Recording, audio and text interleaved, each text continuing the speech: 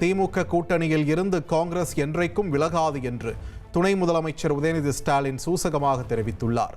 திண்டுக்கல் மாவட்டம் வேடச்சந்தூர் திமுக தெற்கு ஒன்றிய செயலாளர் சுவாமிநாதன் இல்ல திருமண விழாவில் கலந்து கொண்ட அவர் மத்திய அரசுக்கு எடப்பாடி பழனிசாமி அடிமையாக கிடைத்துள்ளதாக விமர்சித்தார். கழகத்தினுடைய உற்சாக எழுச்சி வரவேற்பு இன்றைக்கு இந்த அரங்கத்திற்கு என்னுடைய வாகனத்திலிருந்து இறங்கி வரும்போது கூட உங்களுடைய எழுச்சியும் உங்களுடைய அன்பை எல்லாம் பார்த்துவிட்டு தான் வந்திருக்கின்றேன்.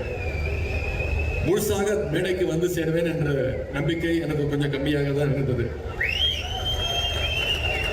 என்னுடைய கைகளோடு நான் வருவேனா, முழுதாக வருவேனா அப்படின்ற சந்தேகம் இருந்தது.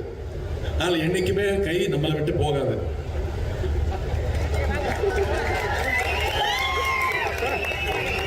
என்னோட கையை சொன்னேன், நம்பிக்கை உங்க மேல இருக்கக்கூடிய நம்பிக்கை, அதையும் சேர்த்து தான் சொன்னேன்.